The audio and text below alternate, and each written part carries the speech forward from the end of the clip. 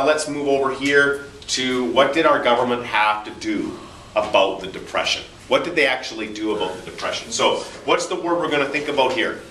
What did our government do? Mackenzie King would not give a nickel. Would not give a nickel, not a dime. Would not give a nickel. I mean, I guess if we adjust it for inflation, a loonie, to a provincial government that had a conservative party, he said. What kind of government, what's the term we use to describe government? Laissez-faire. So, government was largely laissez-faire. And we start with Mackenzie King.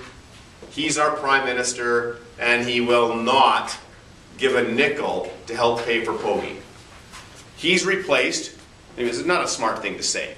So he gets unelected. Unelected, nice one, sirs. Remember, and when re-election man loses an election, come on. He won every election, that guy. He's like a prime minister forever. He's replaced by a fellow named Bennett, who was kind of laissez-faire, but had a few things that he tried. So let's try to remember what he tried. He did a... $5 million. Yeah, what do we call it? The Unemployment Relief Act. He did something called the Unemployment Relief Act, which was...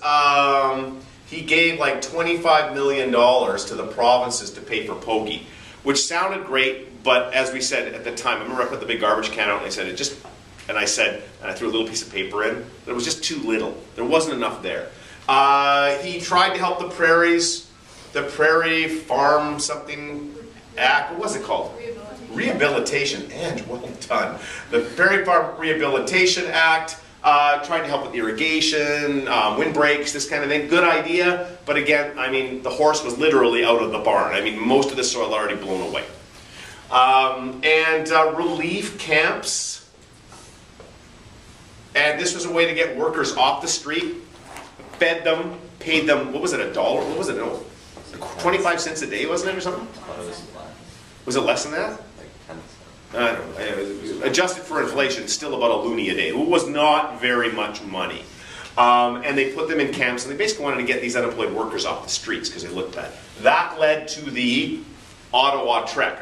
If you're wondering what I'm doing, I'm trying to help people online look across the screen, and they can't.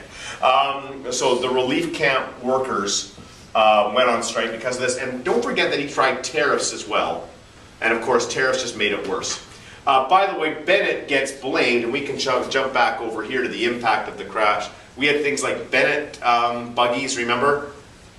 Bennett blankets. Bennett blanket, by the way, was a newspaper when somebody was asleep on the side of the street. A Bennett buggy was a car being pulled by horses, right?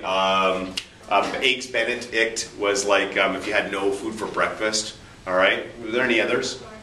Bennett Barnyard was, yeah, an old torn down, dilapidated farm where nobody lived anymore. So he gets, but you don't want that happening.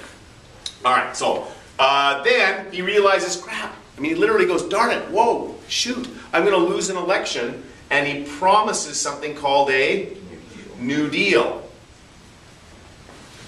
And this New Deal is a type of, oh my God, Keynesian economics. And Keynesian economics was the government should spend money to get the economy going. The problem was the government didn't have the money, so they had to go, it was called deficit financing. And we talked about the difference from a deficit. Well, you did a lot of stuff this year. I'm just patting us on the back. A deficit was when government spent money it didn't have. It could lead to debt, but it's a little bit different. He argued, remember that pump? Remember the pump? There was a cartoon of a pump. It was a US cartoon of a pump, and the government pump was running the economy. He said you put water in the pump. The argument against it was the government pump always leaks, right, and wastes money. Did the New Deal ever happen in Canada? No, why not? You didn't get elected. Because a re-election man comes back. So he loses the election. We get King back in power. Do we get unemployment relief?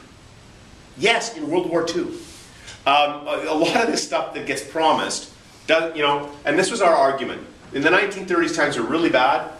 Parties like the NDP, the CCF, Social Credit, and even the Liberal Party and the Conservative Party over time started to say, you know what, we should do something. I mean, if you think about it, they were laissez-faire, but even this was a start.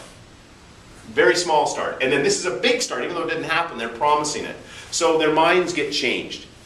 And then in the 1940s, and especially in the 1960s, we create what we now have as a welfare state. So we've gone from, it's a good theme, guys, from a laissez-faire country in the 1920s to the welfare state. Now, the welfare state didn't happen during the Depression, but the ideas did. How'd I do that? Does that follow? Okay, so that's, I think, a good way to look at it. And hopefully we have time to do some big theme review in class. So you know, if we don't, I'll create theme reviews and put them online. Okay? I don't know what else to do. Okay, so King is in power. They even suggest, by the way, there's something called equalization payments in your charts. That was a suggestion that the federal government give money to provinces.